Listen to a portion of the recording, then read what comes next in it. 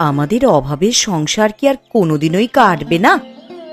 আমার খুব ভালো মন্দ খেতে ইচ্ছে করে, কিন্তু খেতে পারি না। দেখবি একদিন আমাদের অভাব সব কেটে যাবে। সুন্দরবনের এই অখ্যাত গ্রামে নদীর ধারে আমরা থাকি, তারপরেও এই অভাবের সাথে লড়াই করে আমরা যেভাবে বেঁচে রয়েছি সেটাই তো আসল কথা রে। আমি তোর ওপরে ভরসা করি পূজাদি, তোর যা বুদ্ধি, দেখবি একদিন তুই ঠিক রাস্তা বার করে আমাদের সকলকে এই দারিদ্র্য থেকে উদ্ধারের রাস্তা দেখাবি। হয়তো আমি চেষ্টা করব আমার স্বপ্নগুলোকে নিয়ে বাঁচার, কিন্তু যদি দাদিমা এত কষ্টের সাথে আমাদেরকে মানুষ না করতে পারত, তাহলে আমরা এই দিনটা কখনোই দেখতে পারতাম না। তাই আমাদের জীবনের পেছনে দাদিমার অবদান সব থেকে বেশি। তোদেরকে আমি ছোট থেকে একটাই শিক্ষা দিয়েছি, সেই শিক্ষাটা সারা জীবনেও তোরা যেন ভুলে যাস না। তোমার দেওয়া শিক্ষা কি কখনো ভুলতে পারি দাদিমা? তোমার দেখানো পথেই তো চলে এসেছি এতকাল। তোমার পথে চলতে চলতেই তো আমরা এতটা বড় হয়ে গেলাম। আর তুমি ভাবলে কি করে বলো তো আমরা তোমার কথা বলা ভুলে যাব? জানি তোরা ভুলবি না, তাও বলে রাখি, জীবনটা কষ্টের। জীবনে অনেক ঘাত প্রতিঘাত লড়াই আসবে। বিশেষ করে আমরা যে অঞ্চলে থাকি, এখানে বাঘ, কুমির আর প্রকৃতির সাথে লড়াই করেই তো বাঁচতে হয়। তাই বলছি, জীবনে হেরে না গিয়ে লড়াই করে বাঁচতে শেখ। জীবনে অনেক দূর যাবি। কখনো যদি হতাশ হই, তোমার এই কথাগুলো মনে করব। আমাদের আর বাইরে থেকে অনুপ্রেরণা নেওয়ার দরকার নেই, তুমিই আমাদের আসল অনুপ্রেরণা।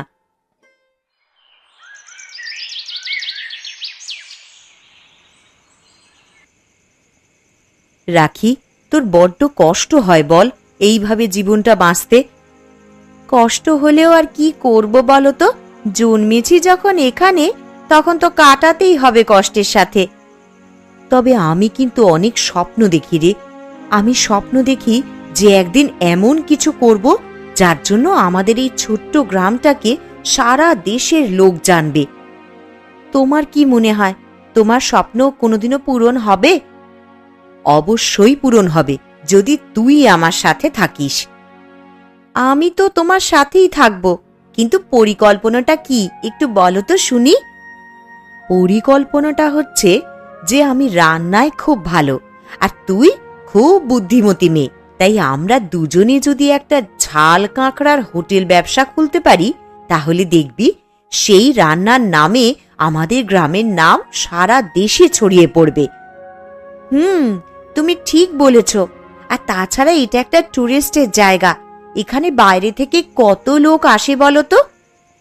সেই জন্যই তো বলছি, এখানে যেহেতু বাইরে থেকে সবাই ঘুরতে আসে, দেখবি আমাদের ঝাল কাঁকড়া খেয়ে দেশে বিদেশের লোকে আমাদের সুনাম করছে। তখন আমাদের সংসারের সব কষ্ট দূর হয়ে যাবে বলো।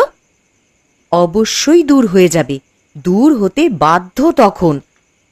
আর যদি ভালো হয়, সত্যি একদিন আমাদের নাম দেশে বিদেশে ছড়িয়ে পড়বে তোমার কথা মতন।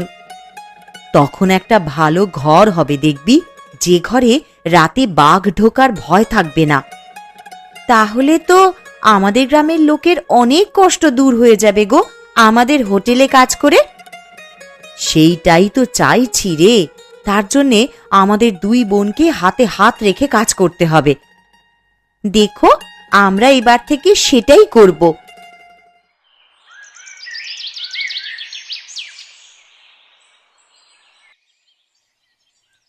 এভাবে আর কতদিন আমাদের লুকিয়ে লুকিয়ে দেখা করতে হবে পূজা? দেখো, তুমি যেটা চাও সেটা এই মুহূর্তে হওয়া সম্ভব নয়। তাহলে কি আমি ধরে নেব তুমি আমাকে চাও না? আমি তোমাকে চাই, কিন্তু আমারও একটা পরিবার আছে। সেই পরিবারে বড় অভাব। আমার ঘরে বোন আছে, বুড়ো ঠাকুমা আছে, তিনি আমাকে মানুষ করেছেন। তাদের অভাব না দূর করে আমি তো স্বার্থপরের মতন তোমার কাছে চলে যেতে পারি না। তুমি একা মেয়ে হয়ে তাদের অভাব কিভাবে দূর করবে? আমি একটা ঝাল কাঁকড়ার হোটেল খুলতে চাই, আর আমি স্বপ্ন দেখি যে সেই হোটেলটা ভীষণ বড় হয়ে দেশে বিদেশে সুনাম অর্জন করবে। যত দিন না সেটা হচ্ছে ততদিন আমাদের বিয়ে করা সম্ভব নয়। তোমার হঠাৎ করে আবার হোটেল করবার কি প্রয়োজন পড়ল? সেটা যেদিন তুমি বুঝতে শিখবে সেই দিন তুমি আমাকে ভালোবাসার যোগ্য হবে। আমার নিজেরও রমরমার কাঁকড়ার ব্যবসা চলছে। এখন এই পূজা মেয়েটা একটা নতুন কাঁকড়ার হোটেল খুলে আমার ব্যবসাটা চাপা দেওয়ার চেষ্টা করছে। সেটা আমি কিছুতেই হতে দেব না। যতই তোমার ভালো রান্না করবার প্রতিভা থাকুক পূজা, তোমাকে আমার ঘরে এসে আমার অধীনেই থাকতে হবে সারা জীবন। কি হলো, চুপ করে কি ভাবছো? এটাই ভাবছি যে তুমি এটা না করলেও তো পারতে। ওই যে বললাম, আমার স্বপ্ন, আমি স্বপ্ন ছাড়া বেঁচে থাকতে পারবো না। কথাটা তুমি কান খুলে শুনে রাখো। ঠিক আছে, তুমি যা ভালো বোঝো করো। আমি তোমাকে আর এই কথা বলে বিরক্ত করব না।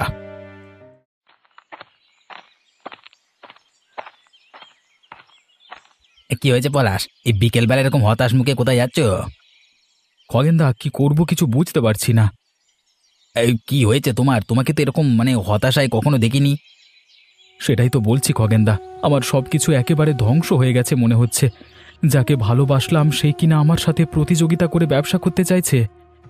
আরে তাতে ভেঙে পড়লে তো চলে নাকি? হ্যাঁ, আমি বুঝতে পারছি তুমি কি বলবে, কিন্তু তাও আমি সহ্য করতে পারছি না। চোখের সামনে আমি কল্পনাও করতে পারছি না যে যে যে আমার অনুগত হয়ে চলবার কথা সারা জীবন, সে কিনা আমার চোখে চোখ রেখে দাঁড়ানোর কথা ভাবছে। আরে ভেঙে পড়লে চলবে, তার জন্য অনেক উপায় আছে। আমি এতদিন ধরে পরিকল্পনা করছি যে আমি এই গ্রামে রাজা হব। রাজা হওয়ার জন্য এখানে ছোট সব ব্যবসাগুলোকে নষ্ট করতে হবে, আর এভাবেই সংসারে সংসারে বিভেদ লাগিয়ে আমি সব ছোট ব্যবসাগুলোকে খেয়ে নিজে বড় লোক হয়ে উঠব। এই শোনো, এই মেয়ে জাতটাই এরকম। এদেরকে একবার লাই দিলে এরা মাথায় উঠে বসে। তুমি পুরুষ মানুষ, তুমি একজন দুজন মেয়ের সাথে এরকম মিশবে, তারপর তাকে ছেড়ে দেবে সময় হলে, বুঝলে? এখন যদি তোমার মনে হয় ওই পূজা নামের মেয়েটা তোমার মাথার উপর দিয়ে যেতে চাইছে, তাহলে ওকে শেষ করে দাও, তারপর লাথি মেরে সরিয়ে দাও। সেটা কিভাবে সম্ভব? বলো না পলাশ, তোমাকে কি আর সব কথা বুঝিয়ে বলতে হবে? কোনো পরিকল্পনা আছে? দেখো, তোমাকে ভালো কথা বলে রাখছি, ওই পূজা মেয়েটাকে আমি খুব ভালোভাবে চিনি। ও সুবিধাবাদী মেয়ে, তাই বলছি এখনই ছেড়ে দিও। আর না হলে বুদ্ধি করে ওর সাথে আমরা এমন কিছু করব যাতে ও ধনে প্রাণে মারা যায়। আমিও এর উচিত শাস্তি দিয়ে ওকে ছাড়বো। আমি ওকে দেখিয়ে দেব যে মেয়েদের স্থান মাথার উপরে নয়, পায়ের নিচে। সেদিন আমাদের মধ্যে পরিষ্কার করে কথা হয়ে গেল, আবার তুমি কেন আমাকে ডেকে পাঠিয়েছো? দেখো, সেদিন সব বিষয়গুলো আমাদের মধ্যে পরিষ্কার হয়নি। একটা বিষয় আমাদের পরিষ্কার করে নেওয়া জরুরি। কি বিষয়? তাড়াতাড়ি বলো, আমার কাজ আছে। আমি চাই না তুমি ব্যবসাটা করো। এই কথাটা তুমি আগেও বলেছিলে। আর কিছু নতুন বলার আছে তোমার? কেন, তুমি তাহলে আমার কথা শুনবে না? যদি শোনার প্রয়োজন বোধ করতাম তাহলে ঠিকই শুনতাম।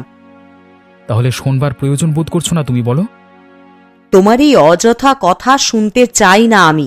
শোনো, তুমি যদি নিজে মনে করো যে তুমি পুরুষ মানুষ হয়ে শুধুমাত্র ব্যবসা করতে পারো, তাহলে সেটা কিন্তু ভুল। আমি মেয়ে হয়ে প্রমাণ করে দেব যে আমিও সব কাজই করতে পারি। আমি এটা কিছুতেই হতে দেব না। ঠিক আছে, তোমার যদি বাধা দেওয়ার ক্ষমতা থাকে তুমি আমাকে আটকে দিও, আমিও দেখব তোমার কত ক্ষমতা। এই জন্যই কথায় আছে, জীবনে কাউকে বেশি লাই দিয়ে মাথায় তুলতে নেই। তোমাকে বেশি মাথায় তুলেছিলাম তো, সেটার ফল ভোগ করতে হচ্ছে আমাকে। বেশি ফালতু বক বক করো না তুমি। তুমি বুঝতে পারবে একদিন যে তুমি কত বড় ভুল সিদ্ধান্ত নিচ্ছ। আর তুমিও বুঝতে পারবে যে তুমি আমাকে বাধা দিয়ে ঠিক কাজ করনি। একদিন এর জন্য আফসোস করতে হবে তোমাকে।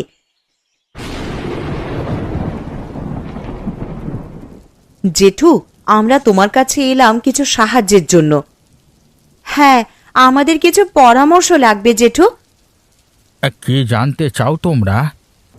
দেখো, আমরা খুব ভালো করেই জানি যে তুমি একসময় এই গ্রামের খুব ভালো নেতা ছিলে। হয়তো এখন তোমাকে সবাই ভুলে গেলেও আমরা কিন্তু ভুলিনি। আমরা তোমার কাছ থেকে তাই পরামর্শ নিতে এসেছি। সেটাই তো বলছি, কি পরামর্শ নিতে চাও?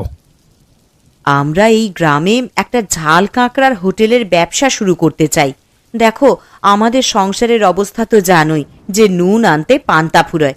সেই অবস্থা থেকে বের হতেই আমরা এই সিদ্ধান্ত নিয়েছি যে আমরা একটা হোটেল খুলব, আর তাতে আমাদেরও লাভ আর গোটা গ্রামেরই লাভ। তোমাদের সিদ্ধান্ত আমার খুব ভালো লেগেছে, কিন্তু কিন্তু কি জেঠু? ব্যাপারটা হচ্ছে যে একটু সাবধানে থেকো তোমরা ওই খগেন নামের বদমাইশ লোকটার থেকে। কেন? ওই লোকটা কি করবে বলে মনে হয় তোমার? আসলে ওই লোকটা পারে না এমন কোনো কাজ নেই। ওই লোকটাকে তো আজ থেকে চিনি না, বহুদিন ধরে ওকে আমি চিনি, এবং ওর কালো ইতিহাস এই গ্রামের মধ্যে শুধুমাত্র আমি জানি। কারোর কোনো ভালো ও সহ্য করতে পারে না, তাই বলছি যেটা করবে খুব সাবধানে। এই কথাগুলো বলে খুব ভালো করলে গো। আমরা সত্যি খুব সাবধানে থাকবো। আর তোমরাও আমাকে জানিয়ে খুব ভালো করলে। আমি যদি জানতে পারি কিছু চক্রান্ত হচ্ছে তাহলে তোমাদেরকে জানাবো।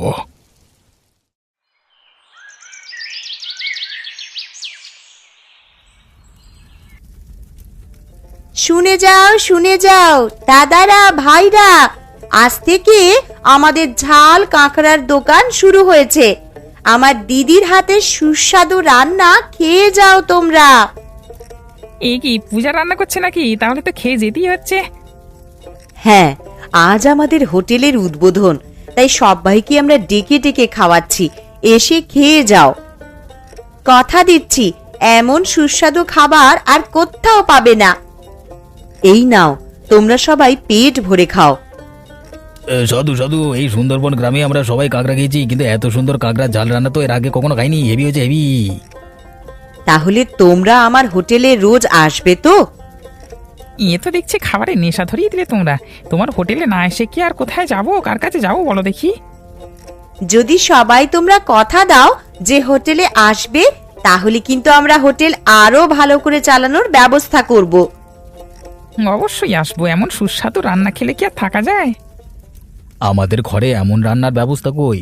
তার থেকে ভালো কাজের পর দুপুরে খাওয়া দাওয়াটা আমরা তোমার কাছ থেকে করে যাবো। হ্যাঁ, আমাদের খুব ভালো উদ্যোগ, মানে তোমাদের খুব ভালো উদ্যোগ আর কি। আশীর্বাদ করি তোমরা সমস্ত ঝড়ঝাপটা পেরিয়ে এগিয়ে যাও। দেখেছো তো পূজাদি, আমি বলেছিলাম না আমাদের ব্যবসার উন্নতি হবেই। দেখো, সবাই পছন্দ করছে প্রথম দিনেই। অবশ্যই তোমার হাতের জাদুতেই এমনটা হয়েছে। সত্যি কখনো ভাবতে পারিনি এত লোকের থেকে প্রশংসা পাবো। এবার সত্যি মনে হচ্ছে যে আমাদের এই হোটেলটা দেশে বিদেশে ছড়িয়ে পড়বে রে। এত ভালো রান্না করলে সেটা দেশে বিদেশে তো ছড়িয়ে পড়বেই, আর আমিও সেটা চাই।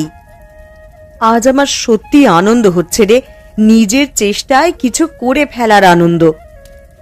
আমারও খুব আনন্দ হচ্ছে।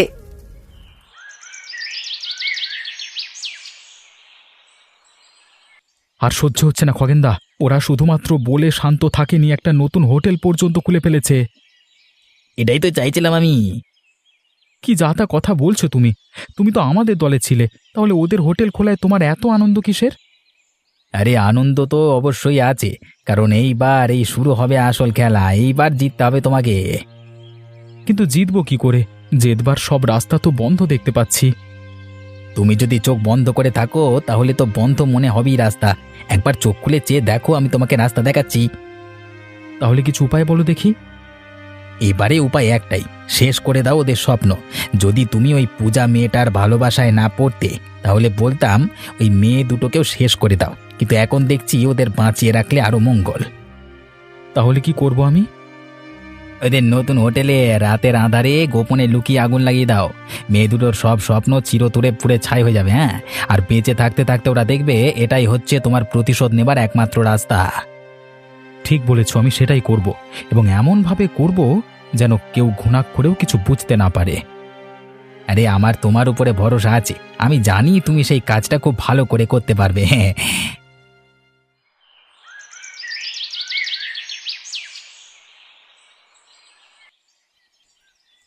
আমি তোমাকে কথা দিয়েছিলাম রাখি, যে কোনো রকম সন্দেহজনক গতিবিধি বুঝতে পারলেই আমি তোমাকে জানাবো।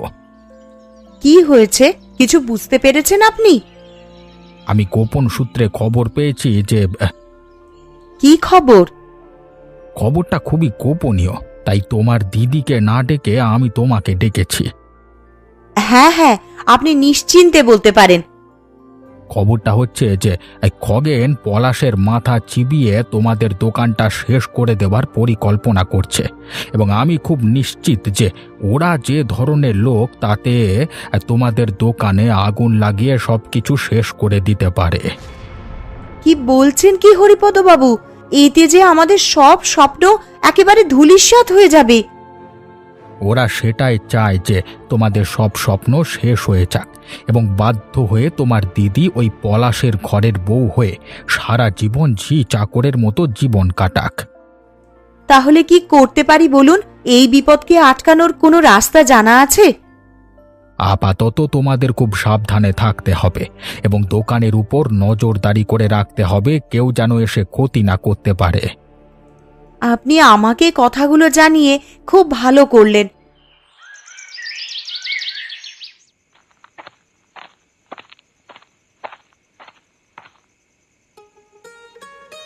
এই কি পূজা, এখনো দোকান বন্ধ করনি তুমি? তোমার বোন কোথায়? ও আগেই বাড়ি চলে গেছে। আমি দোকান বন্ধ করে তারপর বাড়ি যাব। কিছু বলবেন আপনি? একটা সত্যি কথা বলতে চাই তোমাকে, অবশ্য যদি সেই কথা আমার বিশ্বাস না করে তাহলে নিজের চোখে গিয়ে দেখে আসতে পারো। আপনার কথাই আমাদের কাছে বেদ বাক্য। আপনি যেভাবে দেখাবেন জীবন সেই রকমই। শোনো, তবে তুমি যাকে এতদিন ভালোবেসে এসেছো সে এখন তোমার ভালোবাসার সুযোগ নিয়ে তোমার হোটেলের রেসিপি নিয়ে নিজে গোপনে হোটেল চালাচ্ছে। তোমাদেরকে সেই কথা বলেনি সে? কি মারাত্মক কথা বলছেন আপনি! আমার বিশ্বাসের সুযোগ নিয়ে এত বড় কাজটা সে করতে পারলো? আমার বিশ্বাস ভেঙে আমার পেছনে চাকু ঢোকাতে এসে একটুও ভাবলো না? আরে কিছু লোক এরকমই হয় পূজা, এরা কারোর ভালো সহ্য করতে পারে না। আসলে পলাশ ছেলেটা একটা চিটিংবাজ। তুমি আমার নিজের মতো, তাই তোমাকে ডেকে সাবধান করে দিলাম। তুমি ঠিক করেছো খগেনদা। তুমি খুব ভদ্র মানুষ বলেই আমাকে সব সত্যি কথা বলে দিয়েছো। আমার চোখ খুলে দিয়েছো তুমি। তাহলে আবার যেন গিয়ে ওই শয়তান ছেলেটার সাথে মিশো না। তুমি বলো তো, আমি দোকানটার বিরুদ্ধে কিছু ব্যবস্থা নিতে পারি। কোনো দরকার নেই। আমি বিশ্বাস করি সততাই মানব ধর্ম।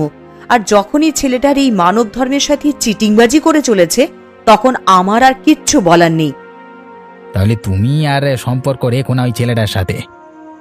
আমি অনেক ঠকেছি, আর ঠকতে পারবো না। ওই লোকটাকে ভরসা করে দেখেছি, আমার জীবন শেষ হয়ে গেল। একমাত্র প্রতিশোধ নিতে পারো তুমি, সেটাই তোমার একমাত্র রাস্তা।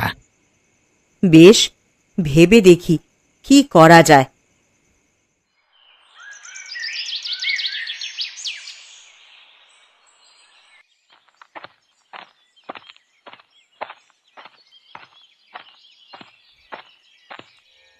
বাবা পলাশ, আমার একটা কথা শুনবে বাবা?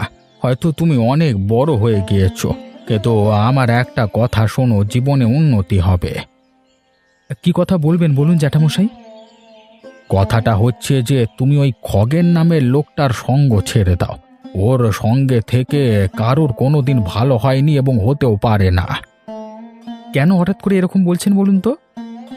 কারণটা হচ্ছে যে ওই বদমাইশ লোকটাকে আমি আজ থেকে চিনি না, অনেক বছর ধরে চিনি। আমি যখন এই অঞ্চলের সব থেকে বিখ্যাত নেতা ছিলাম, দেখেছি ও কিভাবে মানুষের ক্ষতি করত। আসলে একটা পিশাচের সাথে ওর কোনো তফাৎ নেই। আমাদের সাথে কি করেছে বলুন তো? তোমার কাছে গিয়ে পূজার নামে চুগলি করেছে, আর পূজার কাছে গিয়ে তোমার নামে চুগলি করে ওর মন ভাঙিয়ে দিয়েছে। কিন্তু এগুলো করে ওর কি লাভ? আসলে মানুষটা কোনোদিন কারোর ভালো দেখতে পারেনি।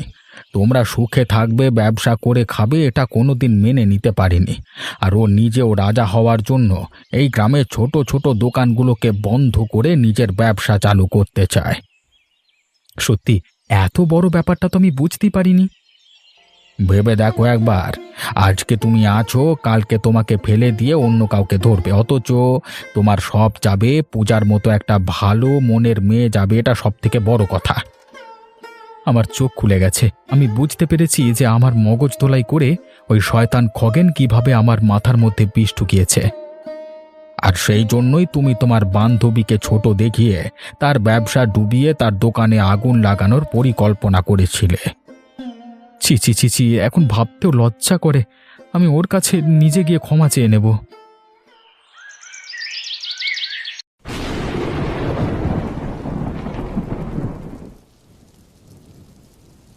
কি হয়েছে রে পূজাদি? এই রকম ভাবে মুখ গোমরা করে বসে রয়েছিস কেন? যাকে ভালোবাসলাম এত মন থেকে, সে কিনা আমাদের দোকানের সমস্ত রেসিপি জেনে নিয়ে গোপনে গোপনে একটা হোটেল খুলে চালাচ্ছে। দেখ, ঠাকুমা বলেছিল না, জীবনে সংঘর্ষ থাকবে, কিন্তু আমাদের লড়াই করে বেঁচে থাকতে হবে। আমরা তো বাঘ আর কুমিরের সাথে লড়াই করা মানুষ, তার থেকে তো মানুষের সাথে মানুষের লড়াই করা অনেক সহজ রে। কিন্তু ভালোবাসার মানুষের সাথে লড়াই করাটা খুব কঠিন। আমাকেও হরিপদবাবু ডেকে বলেছেন যে খগেন আর পলাশদা দুজনে মিলে খুব ভয়ানক পরিকল্পনা করছে। হয়তো ওরা চক্রান্ত করে আমাদের দোকানে আগুন লাগাতেও পারে। আমি একটা কথা ভেবেছি এবং বলতে পারিস যে সেটা সিদ্ধান্ত নিয়েছি। কি কথা শুনি? আমি আর ওর সাথে কোনো রকম সম্বন্ধ রাখবো না। আমার মনে হয় যে কারোর সাথে কোনো রকম সম্বন্ধ না রেখে আমরা দুজনে মিলে আমাদের ব্যবসাটাকে মন দিয়ে চালাই, সেটাই কিন্তু আমাদের জন্য ভালো হবে। তুই ঠিক বলেছিস রাখি, সেই জন্যই তো বলি তুই খুব বুদ্ধিমতী। যত মানুষের সাথে আমরা মিশব তত আমাদের কাজ পিছিয়ে যাবে। তাই এখন থেকে যে আমাদের পথে এসে দাঁড়াবে তাদেরকে আমরা তাড়িয়ে দেব। আমাদের একটাই উদ্দেশ্য, আমাদের নিজেদের স্বপ্ন পূরণ করা। আর আমরা কাউকে ভরসা করব না বা বিশ্বাসও করব না। এটাই ভালো কথা।